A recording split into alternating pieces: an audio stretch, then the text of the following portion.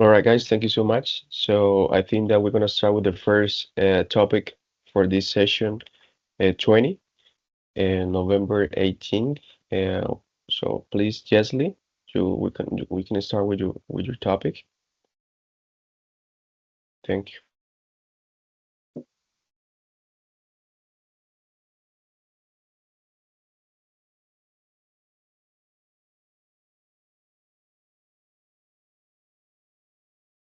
If you want, Jesly, I can share my screen with you because I think that you always have like some internet issues.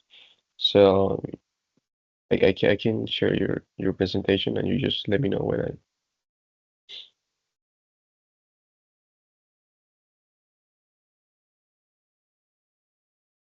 Okay. Yeah. Okay. Yeah, okay. I can see it now. Okay, sure.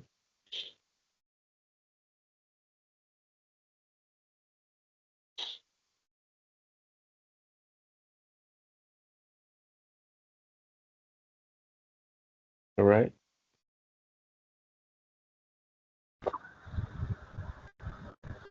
Okay, so for the readings, tutor and classmates, my name is Natalia Cáceres Vaca, and today I will be speaking about the impact of social media of mental health.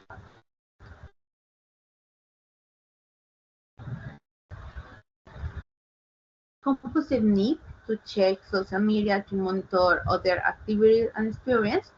The direct consequence is increasing dissatisfaction that one over time, followed by the feeling that friends, acquaintances, or influencers have having more exciting, meaningful, or fulfilling experience.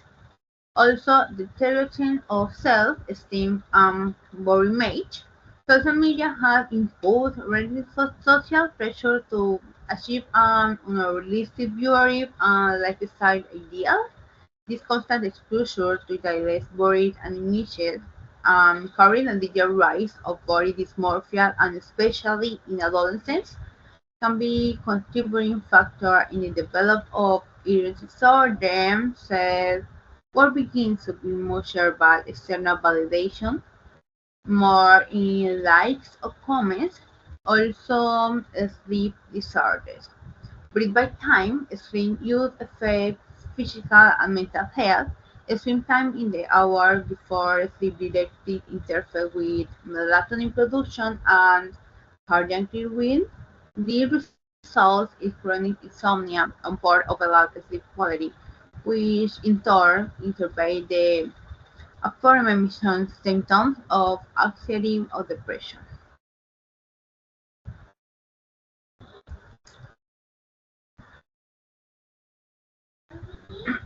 Specific risks of social media. For beyond the general emotional effects, there are direct risks that affect the safety or well-being of use. First, cyberbullying. This is a serious threat in the digital environment because the sorry, the anonymity and design offered by this platform facilitates harming intimidation and the rapid spread of machine rumors. This type of digital aggression has devastating consequences for the victim's mental health, including increased rates of anxiety, depression, and even self-harm. Second, isolation and loneliness. So, paradoxically, hyperconnectivity can lead to isolation and loneliness. When online interaction are prioritized over face-to-face relationship, real-life bonding weaken. So, this physical and emotional disconnection increase feeling of loneliness despite being surrounded by thousands or virtual friends. Social media addiction manifests as a compulsive use that significantly impairs with daily responsibilities, whether work-related,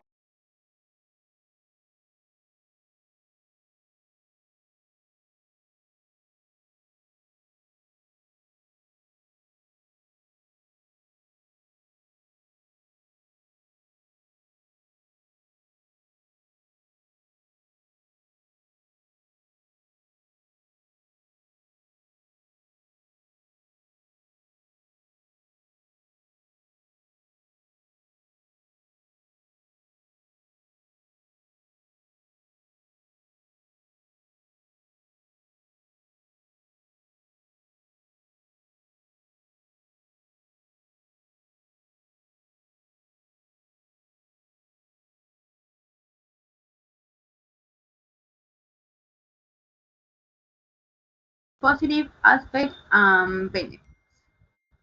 It's essential to recognize that social media, when used conscientiously and in moderation, also offers significant advances that can enrich user life and mental health, connection, and social support.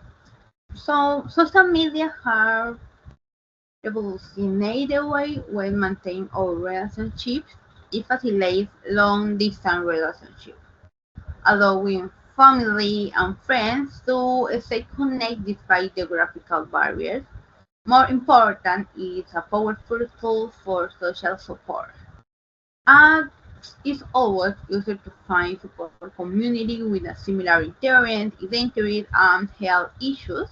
This sense of belonging can be vital or reducing feelings of isolation and the stigma associated with various conditions. Also, expression and creativity. This platform serves a digital canvas for self-expression. They offer an accessibility and global forum for sharing talents, ideas, and also perspectives.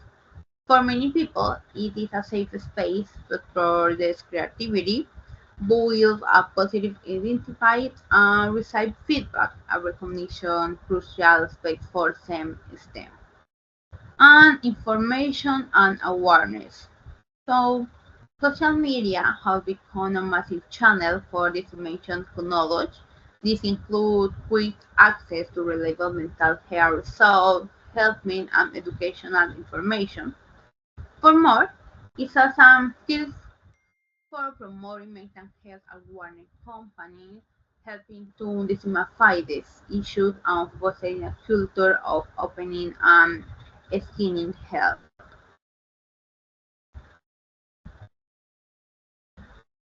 Continue. In this part is also important because I need a state or have a strategy for mental social media use.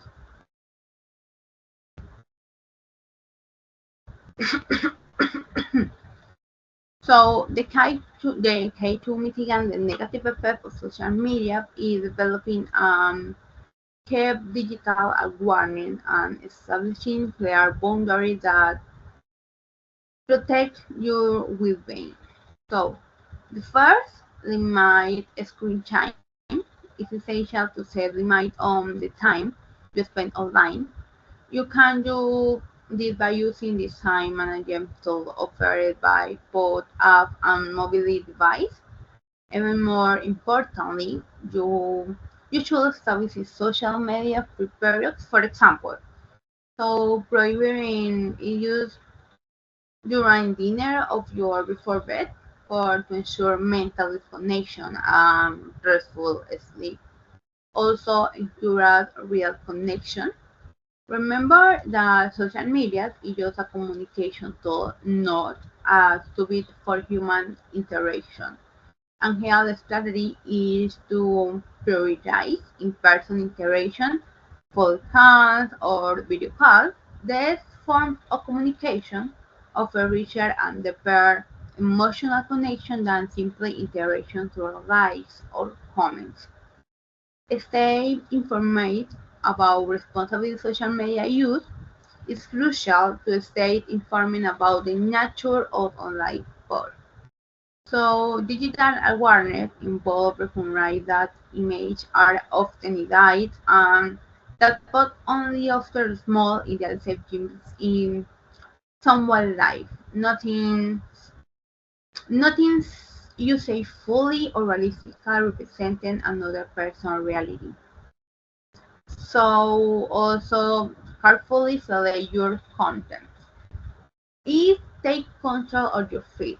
Content selection involves unfollowing and content that creates feeling of inadequacy, anxiety, false comparison, or low self-esteem.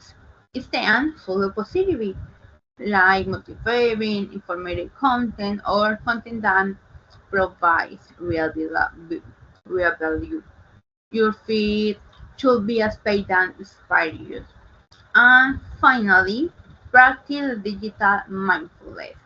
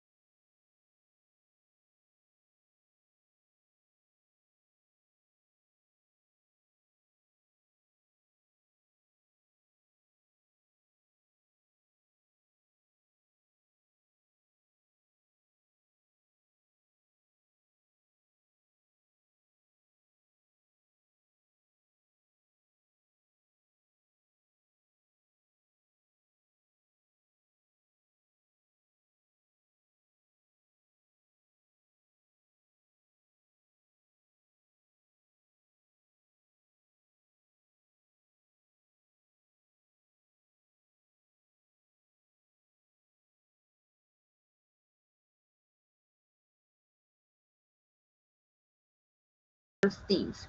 Instead, follow positivity, like motivating, informative content, or content that provides real value. Your feed should be a space that inspires you. And finally, practice digital mindfulness.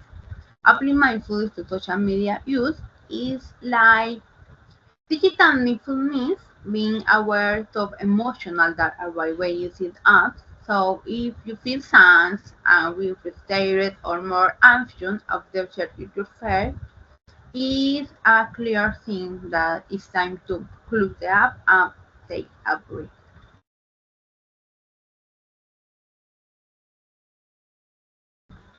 In conclusion, in retrospect, it is crucial to understand that impact of social media isn't inherently bad, but really depends primarily on how we use this. These tools are powerful mirrors of real life that can reflect, support a community, or exacerbate insecurities and anxiety. The key lies in intentionally transforming passive and comparative consumption into active and constructive interaction. Therefore, I invite to you conduct an honest assessment of your relationship with the social media today. Reflect deeply. Do you primarily use them to connect, learn, and support others, or do you use for comparing yourself, isolate yourself, or consume content with purpose? It's time to take control. Make a conscious change in your digital habits so that technology serves you, not the other way around. So I think that protecting your mental health in the digital environment is an essential act of self-care. This is the finally. All right, Leslie, thank you so much for your presentation. So, Erika, you have the question to Leslie according to her Um, topic. okay, so you're gonna focus in that in the mental health. Uh, what yes, what strategies can you young people use to prevent social media? Because you say that we have many effects in the people, but how to prevent social media for not affecting the mental health negatively? So, what strategies you can use? Okay, I am 21 years old, and I think that my my principal strategy is carefully select my content or my feed. So I only follow the policy people or people that show their real life.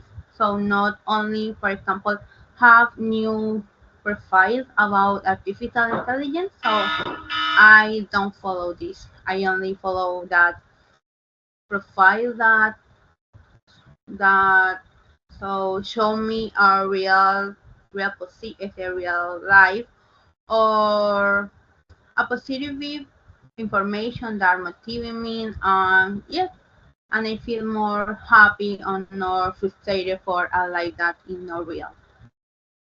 Okay. And we have another question. So, everything that you mentioned is related to the emotion. So, how do you social media like post, yeah, maybe influence the emotion of the teenagers and young adults? Because I mean, we cannot talking about in general for education, yes. And how do you influence the emotion of the teenagers and the maybe your adults?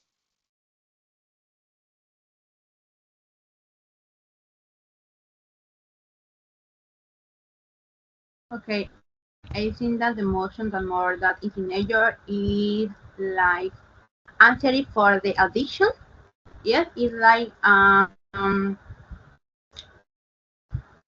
for example if the people the this interaction for notification likes comments. I think that this is addiction of the social media. So other the teenagers have the devise the typical in daily responsibility for academic or familiar for only focus in the social media. Mhm. All right, Leslie, I have a question for you, okay? What will be your own personal advice for a teenager about the usage of the social media? Just give them a personal advice.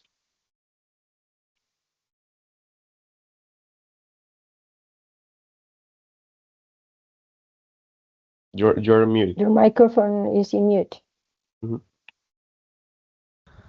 So I seen that the people more in the younger people that they have to despair that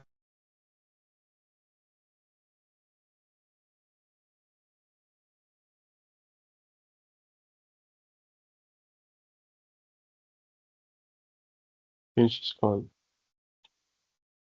Oh, internet issues. Mhm.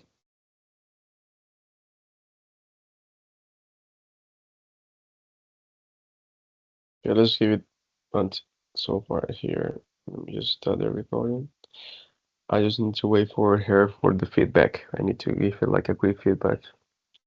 So let me see if she can join back.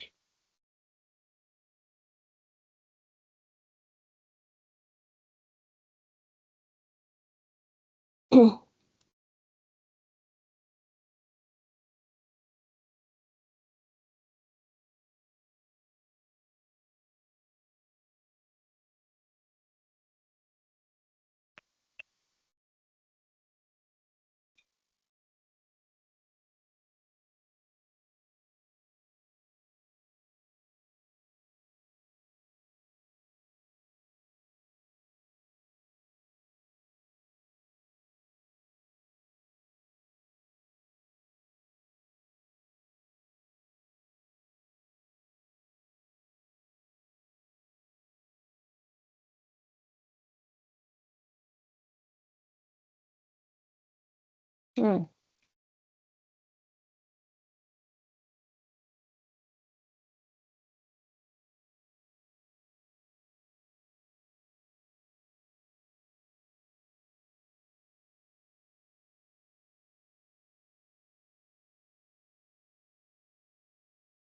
Okay, she's joining now. Um, Yes.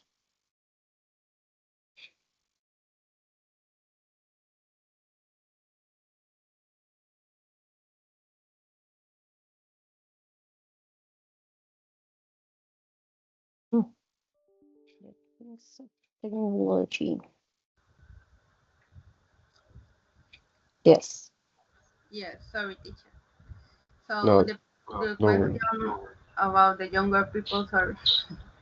So in my personal opinion, I think that the younger people they need to learn to distinguish the information that is real and no, and also understand that we all have our dreams and not get frustrated but enjoy it as one process without getting carried away.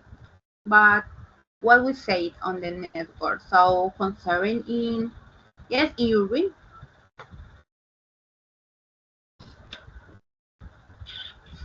All right, Leslie, thank you so much for your presentation according to your topic. This was our overall feedback. I think that the presentation was good. You accomplished with the required. Yeah, you also talked about 12 minutes. The minimum was 8 minutes, so it was good. Um, what else? Yeah, your presentation was complete and covered all the items according to your topic. You answered the questions from your classmates, so we're good there.